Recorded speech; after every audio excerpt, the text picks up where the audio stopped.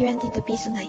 Sang anak berkata kepada dirinya, Aduhai, sudah lama tiada kawan menulis surat untuk saya. Sang katak terlihat sang anak duduk di tepi sungai. Dia adalah kawan baik sang anak. Sang katak bertanya kepada sang anak, Sang anak, apa yang berlaku kepada Anda? Awak kelihatan memang sedih. sang anak berkata, Peti surat saya telah lama kosong. Tiada ada kawan yang mahu menulis surat kepada saya. Sang katak duduk di tepi sang anak dan berkata, Jangan sedih, sang anak. Saya perlu balik rumah sekarang. Selamat tinggal. Ketika sang katak pulang ke rumah, dia segera menulis sepucuk surat dan memasukkannya ke dalam sampul itu dan menulis. Kepada kawan saya, sang anak. Setelah sang katak berjalan keluar dari rumahnya, dia melihat sang siput. Sang katak berkata, Sang siput, tolong hantarkan surat ini ke rumah sang anak dan busukkan ke dalam peti suratnya. Bolehkah? Sang siput menerima surat itu lalu memasukkannya ke dalam bagnya. Sang siput berkata, Bolehlah saya angkat pergi ke rumah sang anak sekarang. pada esok pagi, sang katak berlari ke rumah sang anak dengan segera. Dang, sang anak. Adakah Anda di dalam rumah? Pada masa ini, sang anak sedang terbaring di atas katil belum bangun. Siapa itu? Sang anak bertanya. Sang anak, sudah waktunya untuk bangun. Sudahkah kamu menerima surat? Sang katak berkata. Sang anak masih berbaring dan malas dan berkata. Tidak akan ada orang bagi saya surat. Tidak ada. Sang katak berkata. Ada seseorang kawan akan menulis surat kepadamu. Tidak. Peristiwa itu tidak akan terjadi. Sang anak tidak mempercayai perkara seperti ini. Saya tahu. Tidak ada kawan yang ingin menulis surat kepada saya. Sang katak melihat keluar tingkap. Sang siput belum tiba. Dia berbalik dan berkata kepada sang anak itu lagi. Sang anak, jangan sedih. Seseorang kawan akan mengirimkan surat kepadamu hari ini. Jangan tipu saya. Tidak ada kawan yang mahu menulis kepada saya. Sang katak melihat keluar tingkap lagi. Sang siput belum sampai. Sang anak bertanya. Sang katak, mengapa kamu selalu melihat keluar tingkap? Sang katak berkata. Hei, saya sedang menunggu surat. Oh, jangan tunggulah. Tidak akan ada. Ada. Aku telah mengirimkan surat kepadamu. Benarkah? Anda mengirimi surat kepada saya? Oh, terima kasih. Sang katak menepuk tangan dan berkata. Baiklah, kita tunggu bersama-sama. Di rumah sang anak, sang katak dan sang anak menunggu hingga hari pertama, hari kedua, hari ketiga dan hari keempat. Hingga hari ke-9, mereka menerima surat dari sang siput. Selepas sang anak membaca surat itu, dia melompat dengan gembira. Terima kasih, sang katak. Kawan baik saya. Baiklah, sang anak. Kita ialah kawan baik. Pengajaran daripada cerita ini ialah kita harus menjaga perasaan rakan kita dan mestilah bersikap baik terhadap rakan kita. Sang siput agak lambat bergerak, tetapi sang katak sangat sabar menunggu kedatangan sang siput.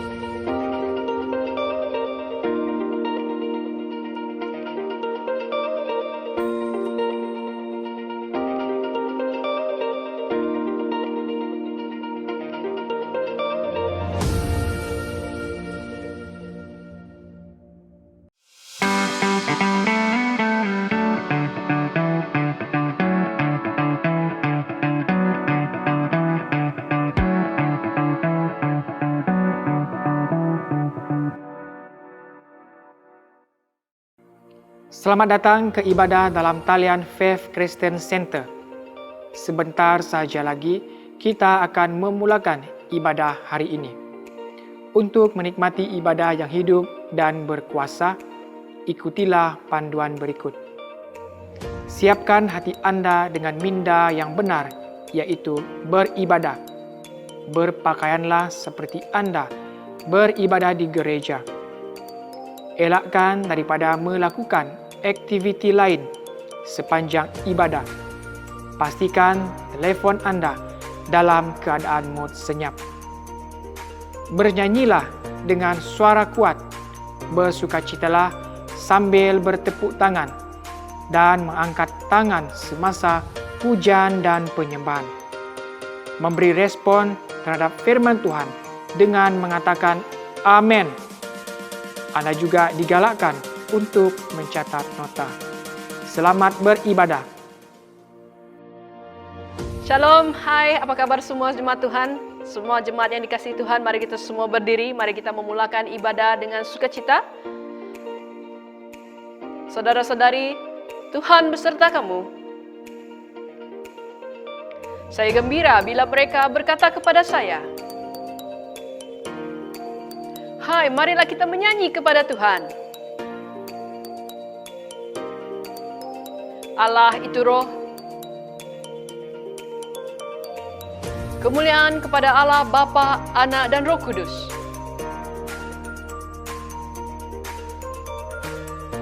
Mari kita berdoa untuk kesucian bersama-sama. Ya Allah yang Maha Kuasa, semua hati manusia terbuka di hadapan Tuhan. Semua keinginannya diketahui oleh-Mu, dan daripadamu tiada rahsia yang tersembunyi.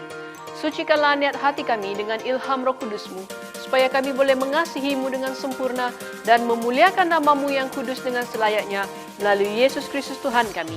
Amin. Haleluya, berikan sorakan bagi Tuhan kita Yesus Kristus. Dialah Allah Bapa kita. Sumber kekuatan kita. Yesus Kristus, kami puja. Haleluya.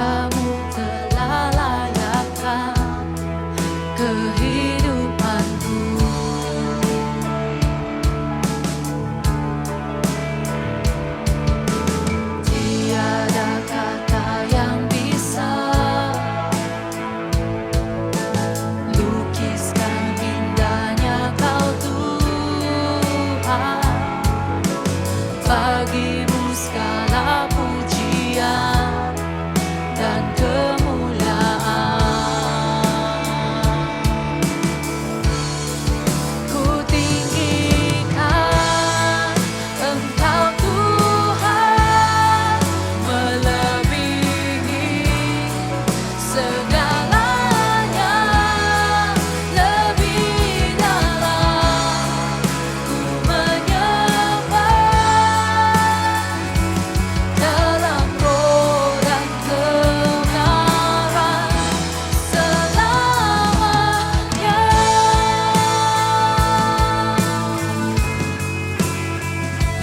Oh Yesus, Kau ku sembah. Sungguh besar setiamu, nyata di sepanjang hidupku. Darahmu telah layakkan kehidupanku.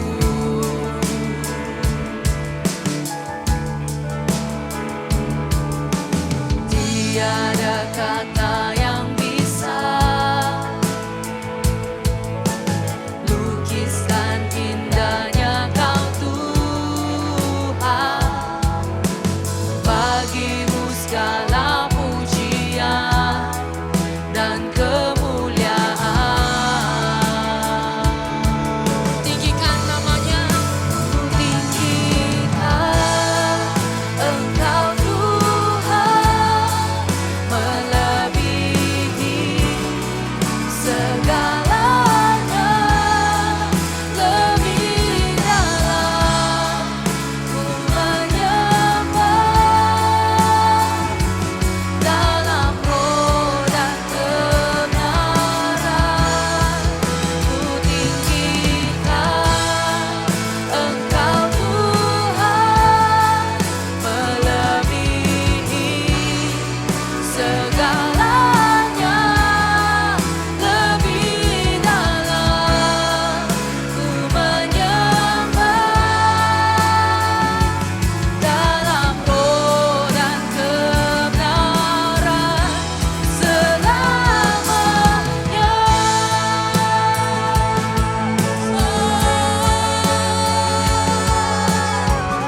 Yesus, Kaulah segala-galanya di dalam hidup kami, Tuhan. Yesus, Engkaulah Tuhan, stabil dari segalanya. Segala hati, segala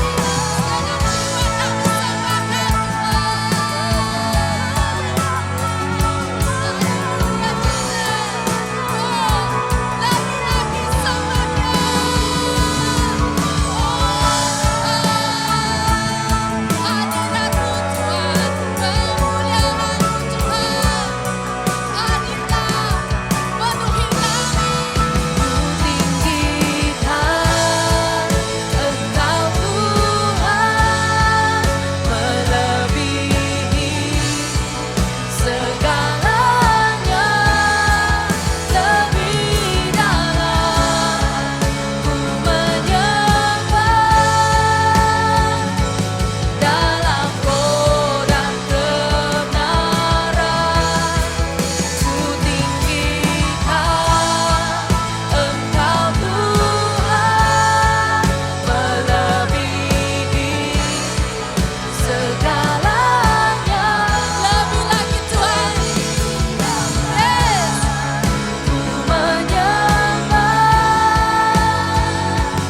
dalam roh dan kebenaran selamanya.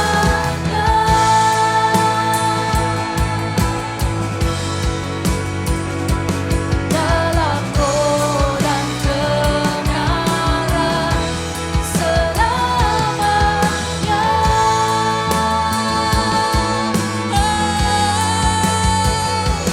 Dalam roh dan kebenaran selamanya.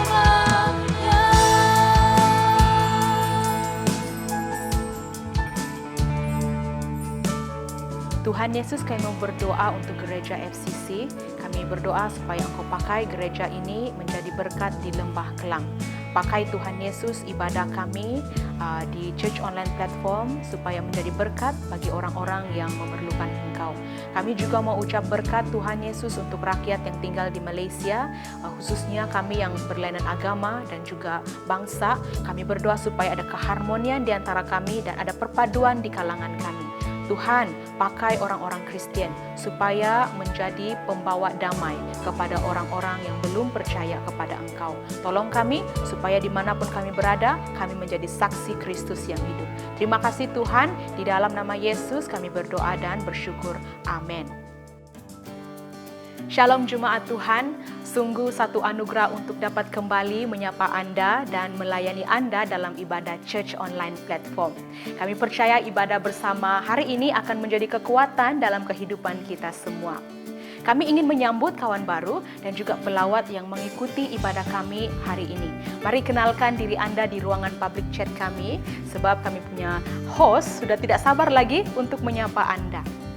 Berikan kami peluang juga untuk berkenalan dengan Anda. Anda boleh menekan kotak kali pertama mengikuti ibadah. Dan selanjutnya, isikan borang komunikasi yang telah disediakan. Kami akan terus menghubungi Anda supaya kami boleh menyalurkan Anda ke kelompok sel, yaitu persekutuan komuniti rohani yang boleh membangunkan iman kita di dalam Kristus Yesus. Terima kasih kerana memilih untuk beribadah di Faith Christian Center. Membaca Alkitab tidak harus berhenti. Semakin banyak kita membaca Alkitab, semakin banyak juga pengetahuan kita akan Allah. Dan pengetahuan inilah yang menjadi dasar iman percaya kita. Pengetahuan ini jugalah yang akan memerdekakan kita. Dengan ini kami ada berita baik untuk Anda. Kita akan meneruskan Gema 4 pada 4 Oktober. Jadi jom kita baca Alkitab bersama-sama. Dan bagi Anda yang masih belum pernah lagi habis baca Alkitab, cabarlah dirimu. Kami yakin Anda akan mengalami kuasa Tuhan. Seperti yang dialami oleh jemaat kita sendiri ketika dia membaca Alkitab. Mari kita dengar kesaksian daripadanya. Bila saya membaca habis Alkitab, saya dapat kekuatan, saya mengerti apa yang perlu mengubah di dalam kehidupan saya. Dan lepas saya membaca pasal 1 tentang Yohanes, secara tiba-tiba saya menarik nafas. Setelah oke, dan tidak kesakitan lagi saya rasa. Firman Tuhan itu melalui firman Dia saya dipulihkan dan disembuhkan. Pada ketika ini boleh dicakaplah saya sudah mengalami pertumbuhan iman. Saya dapat rasakan Roh Kudus, Tuhan sendiri berbicara. Banyak kali Tuhan tegur saya melalui firman Tuhan yang saya baca. Dan selama saya membaca Gema kedua, semua yang di Alkitab itu memang berharga. Jangan memilih-milih. Wow, puji Tuhan, kesaksian yang menguatkan. Kawan-kawan, marilah kita baca Alkitab. Memberi adalah satu tindakan menyembah Tuhan dan mengucap syukur kepada Tuhan. 2 Korintus pasal 9 ayat 7. Hendaklah masing-masing memberikan menurut kerelaan hatinya. Jangan sedih hati atau kerana paksaan, sebab Allah mengasihi mereka yang memberi dengan sukacita. Jemaat Tuhan, pilih untuk bersukacita ketika Anda memberi. Dan mari saya mau bawa Anda satu aktiviti sebelum kita memberi. Saya dorong Anda untuk fikirkan satu perkara yang Anda suka tentang Tuhan. Kalau bagi saya sendiri, saya rasa Tuhan sangat cute. Ya, jadi marilah kita memuji Tuhan dengan pemberian kita.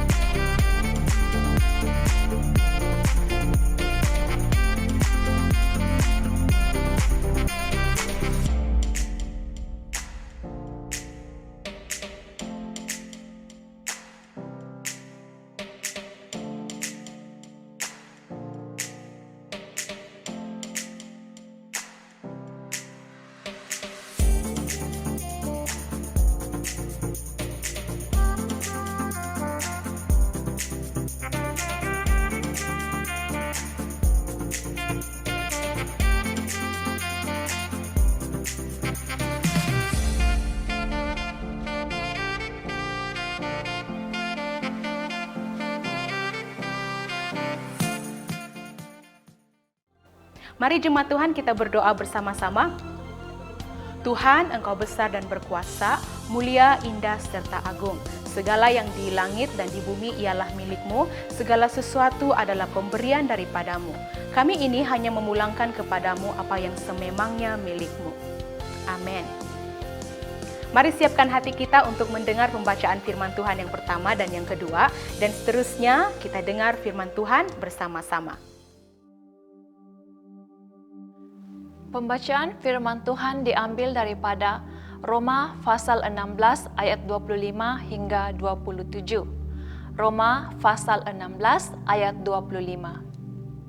Sekarang kepada Dia yang berkuasa meneguhkan kamu menurut Injil yang kusampaikan dan pekabaran tentang Yesus Kristus menurut pernyataan rahasia yang tersembunyi sejak permulaan dunia, tetapi kini telah dinyatakan.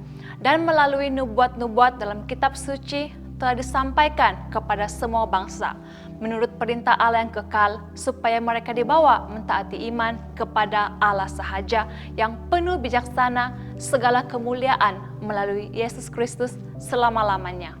Amin. Demikianlah firman Tuhan.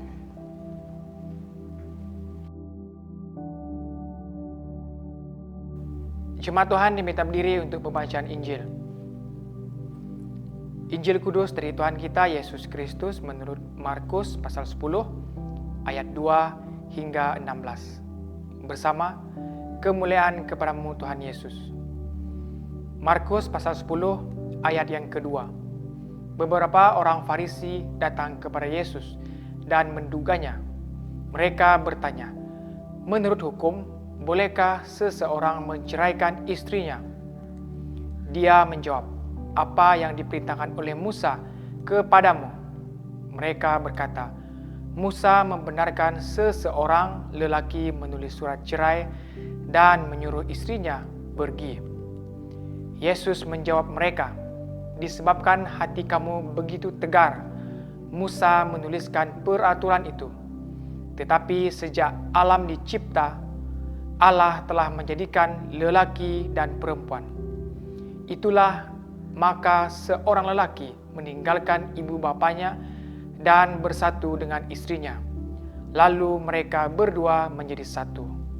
Maka mereka bukan lagi dua, tetapi satu. Apa yang telah disatukan oleh Allah, janganlah manusia pisahkan. Di dalam rumah, murid-muridnya bertanya lagi kepadanya tentang hal itu. Dia menjawab, sesiapa yang menceraikan istrinya dan berkawin dengan perempuan lain, berzina. Begitu juga jika seseorang wanita menceraikan suaminya dan berkawin dengan lelaki lain, dia berzina. Selepas itu orang membawa kanak-kanak kecil kepadanya supaya dia menyentuh mereka. Tetapi murid-muridnya memarahi mereka. Tetapi apabila Yesus melihat hal itu, dia sungguh tidak menyenanginya. Lalu berkata, biarkan kanak-kanak kecil itu datang kepadaku. Jangan larang mereka, kerana orang yang seperti itulah yang mempunyai kerajaan Allah. Sesungguhnya aku berkata kepadamu, sesiapa yang tidak menerima kerajaan Allah seperti seorang anak kecil, tidak akan masuk ke dalamnya. Yesus mendukung dan mendekap kanak-kanak kecil itu, meletakkan tangannya ke atas mereka dan memberkati mereka. Inilah Injil Kristus.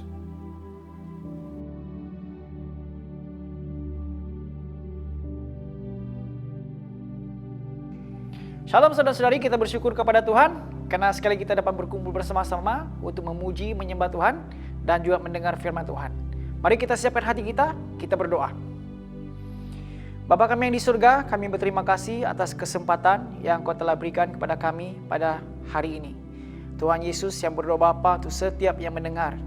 Bukalah mata rohani kami, bukalah telinga rohani kami, supaya apapun yang kami dengar ini Tuhan dapat memberkati kami, meneguhkan kami, menguatkan kami. Dan kami saya berdoa Bapa di surga Tuhan untuk hamba-Mu secara pribadi.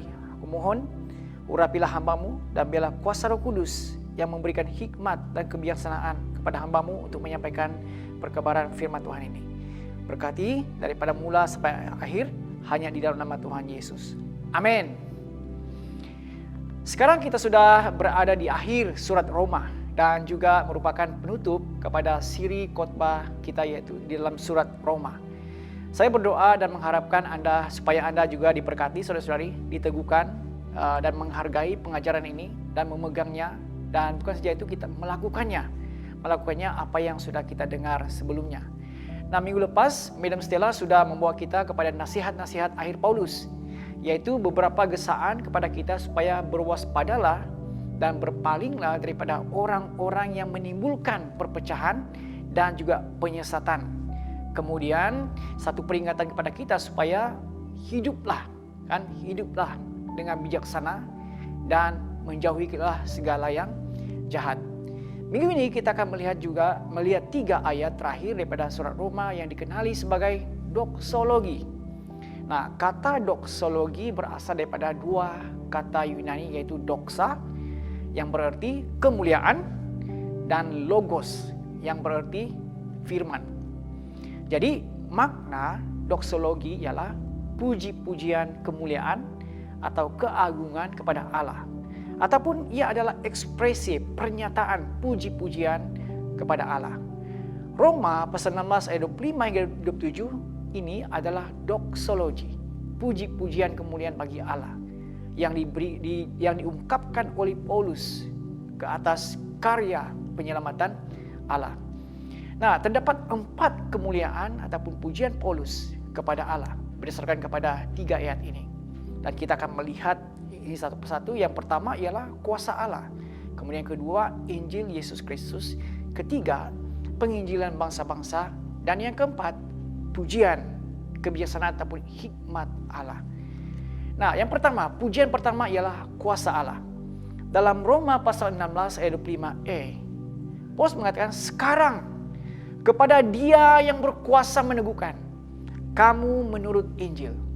Nah, kalau kita lihat ayat ini, kemudian kita kembali kepada ayat Roma pasal 1 ayat 16. Paulus mengatakan di sana bahwa aku yakin dengan sepenuhnya bahwa berita baik itu kuasa Allah yang menyelamatkan semua orang. Paulus mengatakan, aku yakin dengan sepenuhnya bahwa berita baik itu kuasa Allah yang menyelamatkan semua orang. Kalau Injil adalah kuasa Allah yang menyelamatkan semua orang percaya, melanjut semua umat manusia, tentu saja Injil juga adalah kuasa Allah untuk meneguhkan setiap orang-orang percaya. Nah, dalam kata yang lain, Allah itu boleh, kan? Allah itu mampu. Allah itu mempunyai kekuatan. Tuhan itu mempunyai kuasa untuk menyelamatkan, dan Tuhan juga itu sudah pun menyelamatkan kita. Tentu saja Dia berkuasa untuk memberikan kekuatan, memelihara kita, memelihara umatnya, memelihara orang-orang percaya. Nah, menerima keselamatan itu adalah hal yang sangat-sangat penting bagi setiap umat manusia. Sebagai orang Kristen yang sudah diselamatkan, karena iman kita kepada Tuhan Yesus Kristus, kita sebagai orang-orang percaya harus terus-menerus diteguhkan, terus-menerus berpegang kuat kepada iman kita di dalam Yesus Kristus. Jika tidak, mereka ataupun orang-orang percaya ataupun kita boleh saja akan kembali kepada kehidupan yang lama atau kehilangan keselamatan tersebut. Nah, sudah terbukti bahwa menjadi murid Yesus bukan hal yang mudah ya, bukan hal yang mudah karena kita akan berhadapan dengan bermacam-macam ujian dan juga cobaan ataupun godaan. Malahan Yesus sudah memberikan amaran bahwa kalau mengikut Yesus itu, kita murid-murid Yesus akan memikul salib, akan menyangkal diri. Memikul salib tentu saja berbicara tentang penderitaan, merupakan ujian, penderitaan yang merupakan ujian terhadap kesetiaan kita kepadanya dan juga ketekunan iman kita kepadanya. Menyangkal diri berbicara tentang melawan segala cobaan ataupun godaan yang akan kita hadapi sepanjang kita menghidupi hidup kita di dunia ini. Jadi kita harus menyangkal diri, kita melepaskan keinginan daging kita dan melakukan kehendak Allah, kita harus meninggalkan kebiasaan hidup lama dan hidup sama seperti Yesus. Dalam 2 Korintus pasal 11 ayat 23b hingga 28 mencatat pengalaman Paulus dalam memikul salib. Saya akan bacakan perlahan-lahan. Dikatakan begini, aku lebih banyak bertungkus lumus, lebih kerap disebat, lebih sering dipenjarakan, selalu sahaja diancam. 5 kali, sebanyak 40 kurang 1 sebatan setiap kalinya aku disebat oleh orang Yahudi. 3 kali aku dipukul dengan tongkat, sekali dirajam, 3 kali ditimpa kejadian kapal karam, dan sehari semalam terkatung-katung di laut. Ayat yang ke-26, dalam perjalanan seringkali aku menghadapi bahaya. Bahaya dari sungai, bahaya daripada penyamun, bahaya daripada bangsaku sendiri orang Yahudi, bahaya daripada bangsa-bangsa lain, bahaya di kota, bahaya di gurun, bahaya di laut, bahaya daripada orang yang berpura-pura sebagai saudara seiman. Aku sering keletihan bekerja keras, kurang tidur, kelaparan, dan kehausan. Kerap kali aku terpaksa mengikat perut, menanggung kesejukan, kekurangan pakaian. Di samping itu, setiap hari aku dibebani rasa runsing dan perhatian terhadap semua jemaat Tuhan. Nah, saudara-saudara, kalau kita melihat ini, melihat kepada salib yang dipikul oleh Paulus, Paulus bukan saja berhadapan dengan manusia, kan? Ujian, penderitaan disebabkan oleh manusia, tetapi juga dia diuji oleh alam ciptaan. Seperti kita lihat tadi, sungai, apalagi gurun dan laut. Semuanya seolah-olah menguji ketabahan Paulus dalam mengikut Tuhan. Menguji Paulus tentang kesetiaannya kepada mengikut Tuhan. Kemudian ayat ke-20 dikatakan dibebani rasa runsing, perhatian terhadap semua jemaat Tuhan, dan semua itu saudara-saudari dialami oleh Paulus. Inilah salib yang dialami oleh Paulus. Dan kalau kita melihat kepada apa yang dikatakan Paulus ini, saudara-saudari, dibebani rasa runsing, dan ini kita boleh mengambil inisiatif, kan, untuk berdoa kepada orang-orang hamba-hamba Tuhan yang kita nampak mereka dalam keadaan yang baik, tapi sebenarnya di sebaliknya mereka sedang berperang dengan ujian demi ujian. Amin. Ujian demi ujian dalam mereka melayani Tuhan. Nah, persoalannya di sini ialah dari mana Paulus mendapat kekuatan untuk menanggung kesengsaraan tersebut? Dari mana Paulus mendapat kekuatan untuk tetap percaya, tetap beriman, tetap berlari sampai ke garis akhir? Jawabannya kita tahu, kita sudah baca sebelumnya, bahwa Dia yang berkuasa. Tuhan yang berkuasa. Kuasa Tuhanlah yang meneguhkan Paulus untuk melakukan pekerjaan Tuhan. Kuasa Tuhanlah yang meneguhkan Paulus untuk terus mengikut Tuhan Yesus Kristus sampai akhir. Hanya kuasa Tuhan, hanya Tuhan yang mampu untuk meneguhkan Paulus. Demikian juga hanya kuasa Tuhan yang mampu untuk meneguhkan gerejanya. Hanya kuasa Tuhan yang boleh meneguhkan saudara dan saudari supaya tetap hidup dalam iman, dalam kebenaran, dalam kekudusan, dan dalam kesatuan. Tuhanlah sumber kekuatan kita. Dia sudah menyelamatkan saudara-saudari, tentu saja Dia akan memberikan kekuatan kepada saudara-saudari ketika Anda berhadapan dengan keadaan yang sukar, ketika kita menjalani kehidupan sebagai orang-orang percaya. Ketika Anda dalam penderitaan, ketika Anda dalam ketakutan, ketika Anda dalam godaan, berdoalah. Mintalah kekuatan daripadanya. Anda pasti dapat kekuatan dan mengalahkan setiap godaan karena Roh Kudus memberi Anda kuasa untuk mengatasinya. Pujian kemuliaan Paulus yang kedua adalah tentang Injil Yesus Kristus. Dalam ayat 25 hingga 26e, Paulus berkata bahwa Allah berkuasa meneguhkan kamu menurut Injil yang kusampaikan dalam perkabaran tentang Yesus Kristus menurut pernyataan rahasia yang tersembunyi sejak permulaan dunia, tapi kini telah dinyatakan. Paulus memuji kemuliaan Allah yang dapat dilihat melalui Injil, perkabaran tentang Yesus Kristus sebagai juru selamat dunia. Apakah isi Injil tersebut? Apa isi Injil tersebut? Apa Injil perkabaran itu? Apa isi perkabaran tentang Yesus Kristus itu? 1 Korintus pasal 15 ayat 3 hingga 5, saya rasa ini dapat merumuskan kepada kita tentang isi Injil tersebut. 1 Korintus pasal 15 ayat 3 hingga 5. Paulus mengatakan, "Aku telah menyampaikan kepadamu hal-hal yang utama, yang telah kuterima sendiri bahwa Kristus telah mati untuk menebus kita. Sebagaimana tersurat dalam kitab suci bahwa Dia telah dikuburkan dan telah dibangkitkan pada hari yang ketiga, sebagaimana yang tersurat dalam kitab suci." Injil adalah berita baik. Injil ialah berita baik bagi orang-orang yang berdosa. Dan kita semua ini manusia adalah orang-orang yang berdosa. Dan hukuman bagi orang-orang berdosa adalah maut ataupun kematian. Kita berhadapan dengan hukuman maut, tetapi telah ditebus melalui kematian Yesus di kayu salib. Yesus mati karena dosa pelanggaran yang kita lakukan, pemberontakan kita, kedegilan kita, keangkuhan kita, kebencian kita, ketagihan, dan segala macam kejahatan yang kita lakukan yang boleh mengakibatkan kutuk dan kematian. Yesus telah menanggung semuanya itu bagi kita. Yesus mati karena semua apa yang kita lakukan itu. Kalau Yesus mati disalibkan karena kesalahannya sendiri, maka saya rasa kematian itu sama sekali tidak bermanfaat bagi kita. Tetapi Yesus, Dia tidak berdosa. Tetapi Allah membuat Dia, Bapa membuat Dia menanggung dosa kita dan mati, supaya kita dapat berdamai dengan Allah karena bersatu dengan Kristus. Dia mati supaya kita memperoleh hidup yang kekal.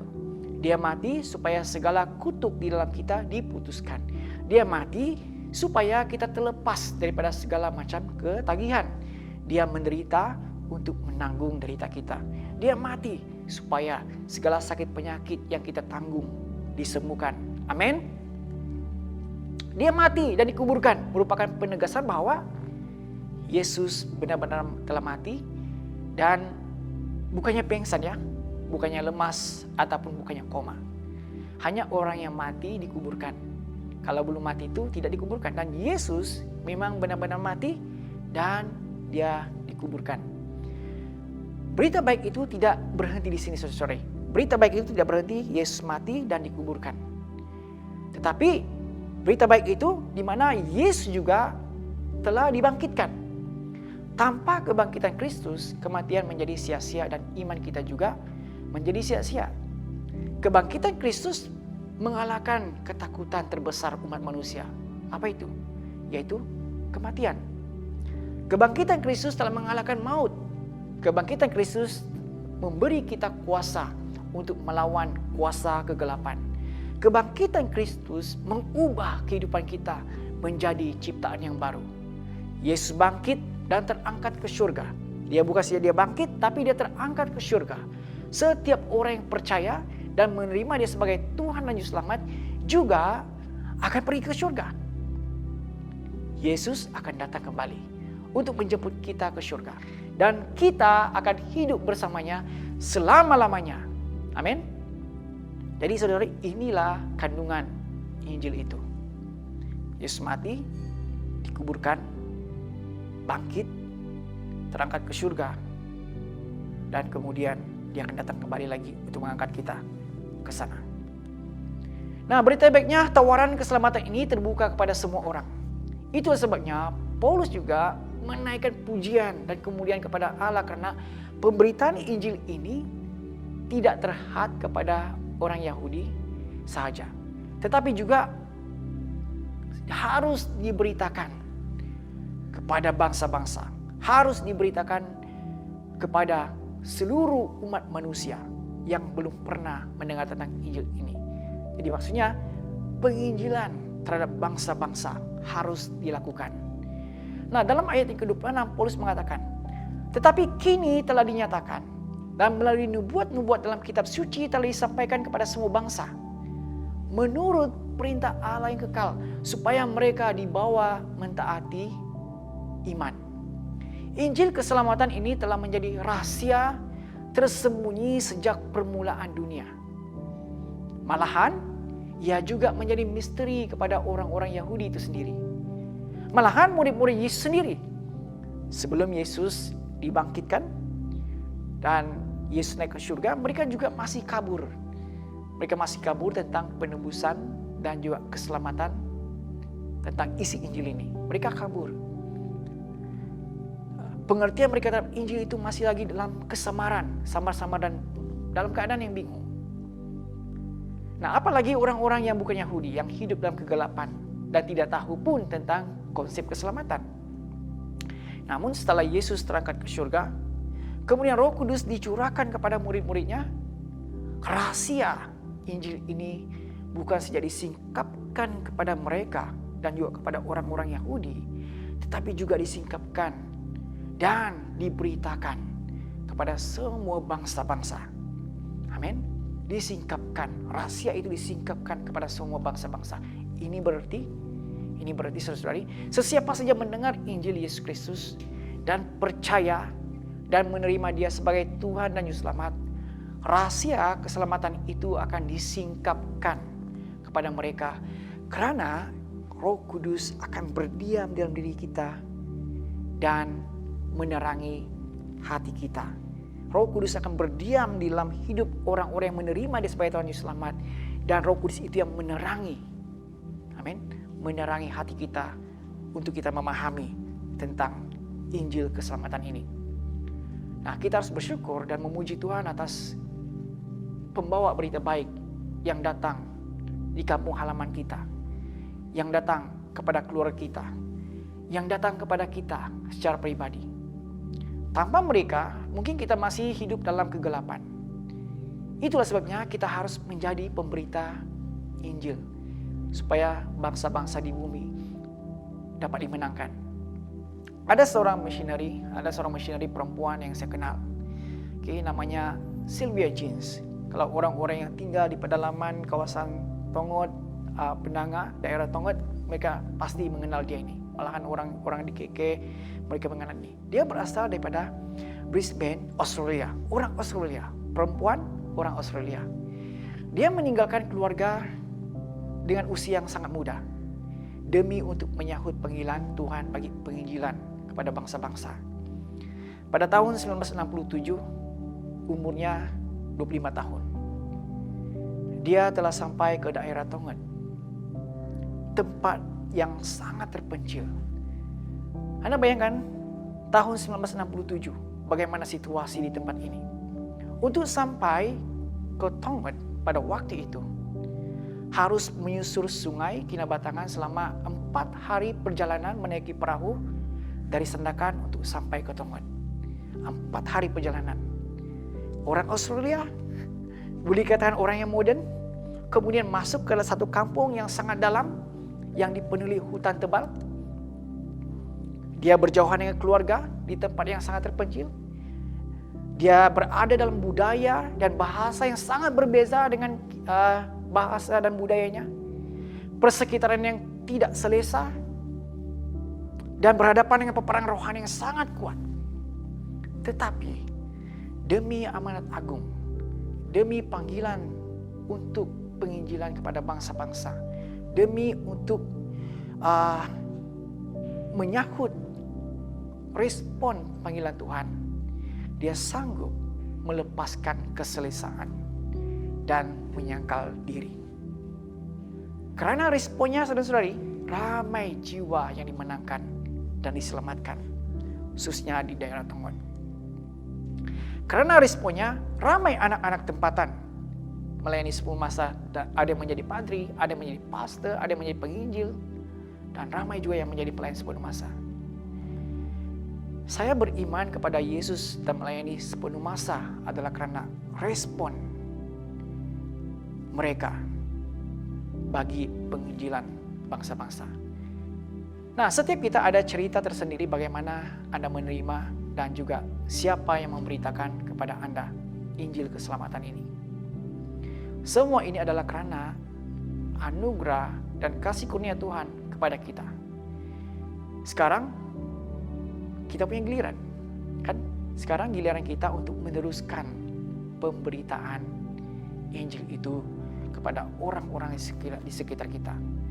Jadi mintalah kepada Tuhan agar kita diberikan keberanian, agar kita diberikan kuasa untuk memberitakan Injilnya kepada kawan-kawan kita, kepada keluarga kita, dan sesiapa saja yang Tuhan letakkan dalam hati Anda untuk Anda memberitakan Injil keselamatan ini. Kemudian di ayat yang ke-27, doksologi yang terakhir Paulus, yaitu pujian atas hikmat Allah, pujian atas kebijaksanaan Allah.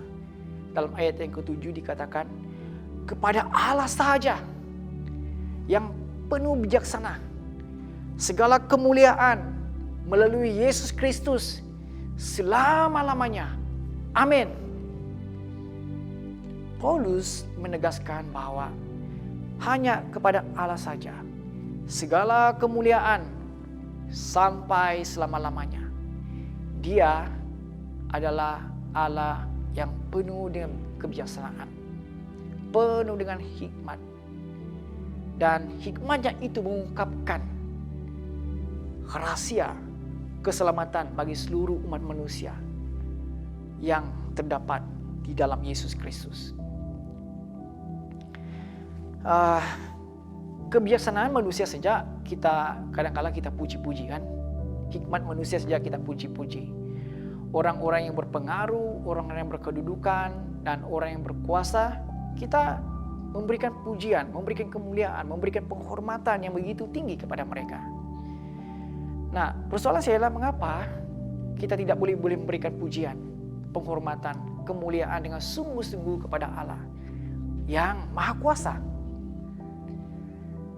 Allah yang penuh dengan kebijaksanaan, yang boleh melakukan tindakan yang jauh lebih besar daripada manusia. Kenapa kita tidak boleh mengangkat pujian, memuliakan Dia, meninggikan Dia, sedangkan Dialah pemilik kepada segala sesuatu. Hikmatnya yang begitu dalam, yang sukar untuk dimengerti, telah diungkapkan kepada kita. Mengapa kadang-kala kita tidak mau mengangkat suara kita untuk memuji dan menyembah Tuhan, memuliakan Tuhan? Hikmat Allah, kebijaksanaan Allah itu tidak terselami oleh pemikiran kita manusia. Dan kita bersyukur karena kita diberikan anugerah untuk menyelami hikmat Allah yang terkandung di dalam Injil Yesus Kristus. Kita memuji Allah dan memuliakan Dia karena menyingkapkan kepada kita rahasia untuk memperoleh kehidupan yang kekal, yang hanya kita perolehi oleh kasih kurnia melalui iman kepada Tuhan Yesus Kristus. Untuk itulah kita hidup, untuk kemuliaan Tuhan. Segala pujian, segala kemuliaan hanya bagi Allah Bapa, Anak dan Roh Kudus selama-lamanya. Amin. Amin. Oleh itu saudara-saudari, marilah kita terus meresponi, terus menerus memuliakan Tuhan melalui kehidupan kita. Kita meresponi keselamatan Injil yang Tuhan sudah berikan kepada kita melalui kehidupan kita. Di dalam kelemahan kita, marilah kita menemukan kekuatan dari Tuhan. Sebab Allah berkuasa untuk menyelamatkan kita, tentu saja Dia berkuasa untuk meneguhkan kita. Kita memuji dan memuliakan Dia karena rahasia keselamatan itu telah disingkapkan kepada kita. Kita sudah diselamatkan, dan marilah kita meresponinya dengan menjadi pemberita keselamatan ini kepada orang-orang yang belum percaya. Amin. Jadi, saudara-saudari, saya mendorong kita renungkan apa yang kita sudah belajar daripada Roma. Renungkan karya penyelamatan Tuhan dan responi dengan puji-pujian, doksologi kepada Tuhan setiap waktu. Dan jangan sampai di situ saja, tetapi beritakanlah, isytiharkanlah firman Tuhan ini, Injil ini kepada orang-orang di sekeliling kita. Orang-orang yang belum percaya, keluarga kita, teman-teman kita, dan sesiapa saja yang Tuhan letakkan dalam hati Anda. Amin. Mari kita ambil waktu sejenak, kita merenungkan firman Tuhan ini. Biarlah kiranya Roh Kudus yang menjamah hati kita saat ini. Bagi kita yang percaya, sudah percaya kepadanya, apapun ketakutan yang Anda alami saat ini, apapun masalah yang Anda alami saat ini, beban yang Anda alami saat ini, dalam mengikut Tuhan, mintalah kekuatan daripadanya. Sebab Dia berkuasa untuk meneguhkan, Dia berkuasa untuk memberikan saudara kekuatan.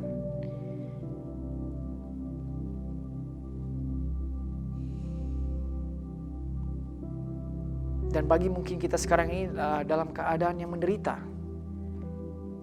apapun derita kita, ingatlah tentang salib Kristus. Ingatlah tentang penebusan Yesus Kristus. Ingatlah bahwa Injil bukan saja boleh menyelamatkan jiwa kita, tapi juga boleh menyembuhkan fisikal kita, tubuh kita. Dan berimanlah, percayalah bahwa Tuhan menyembuhkan saudara-saudari, baik jiwa maupun tubuh Anda saat ini. Dan bagi Anda yang belum lagi menerima tentang Injil keselamatan ini, jangan tangguh-tangguh lagi. Jangan tangguh-tangguh lagi. Inilah waktunya untuk Anda menerima Yesus Kristus sebagai Tuhan dan Juru Selamat dalam hidupmu. Dan Anda akan memperoleh kehidupan yang kekal. Dan Yesus akan datang kembali untuk membawa kita ke surga. Tuhan Yesus Kristus, kuatkan jemaat-Mu, kuatkan setiap kami di sini. Dan biarlah puji-pujian, kemuliaan, hormat kami naikkan kepadamu. Sebab segala kebijaksanaan, segala kemuliaan, segala kekuatan, segala kekuasaan datang daripadamu. Kami mau bersandar kepadamu, berkati setiap jemaat-Mu. Dan biarlah nama Yesus Kristus dimuliakan dalam diri kami. Dalam nama Tuhan Yesus Kristus kami berdoa. Amin.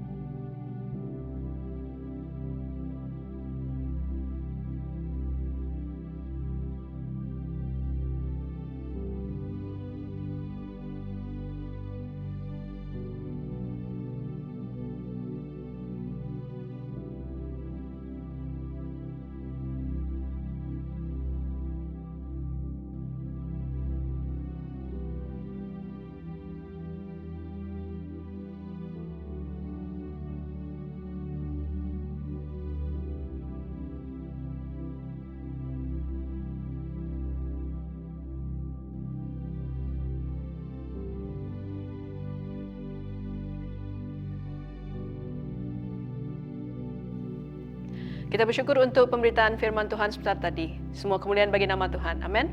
Mari kita semua berdiri. Mari kita meneguhkan iman dengan mengakui iman Naisin bersama-sama. Bersama, saya percaya kepada Allah yang Esa, Bapa yang Maha Kuasa, Pencipta langit dan bumi, yang dapat dilihat dan yang tidak dapat dilihat. Saya percaya kepada Tuhan Yesus Kristus, Anak Tunggal Allah, yang kekal diperanakan oleh Bapa, Allah daripada Allah, terang daripada terang, Allah benar daripada Allah benar. Dia diperanakan bukan dijadikan, sebab dia satu dengan Bapa. Maka segala sesuatu dijadikan olehnya, untuk kita manusia dan untuk keselamatan kita. Dia turun dari syurga dan oleh kuasa Roh Kudus. Dia dilahirkan oleh anak darah Maria dan menjadi manusia. Kerana kita, dia disalibkan semasa pemerintahan Pontius Pilatus. Dia menderita, disiksa sampai mati, lalu dikuburkan. Pada hari yang ketiga, dia bangkit pula menurut yang dinubuatkan dalam Alkitab, lalu dia naik ke syurga. Dia duduk di sebelah kanan Bapa. Dia akan datang kembali dalam kemuliaan untuk menghakimi baik orang yang masih hidup maupun orang yang sudah mati, dan kerajaannya tidak akan berkesudahan. Saya percaya kepada Roh Kudus, yaitu Tuhan dan pemberi hidup, yang datang daripada Bapa dan Anak, serta dengan Bapa dan Anak dia disembah dan dipermuliakan. Dia telah berfirman melalui nabi-nabi. Saya percaya kepada gereja sedunia yang kudus, dan daripada rasul-rasul itu, saya mengaku satu baptisan akan mendatangkan pengampunan dosa. Saya menantikan kebangkitan orang mati dan kehidupan dalam dunia yang akan datang. Amin. Jemaat sila berdiri. Mari kita menerima berkat dari Tuhan. Sentosa Allah yang melebihi pengertian manusia, memeliharakan hati dan jiwa kamu di dalam pengetahuan dan kasih Allah dan anaknya Yesus Kristus Tuhan kita. Dan berkat Allah yang Maha Kuasa, Bapa, Anak, dan Roh Kudus, beserta dengan kamu dan tinggal serta dengan kamu sampai selama-lamanya. Amin. Pergilah dengan damai sejahtera dan layanilah Tuhan dalam nama Kristus. Amin.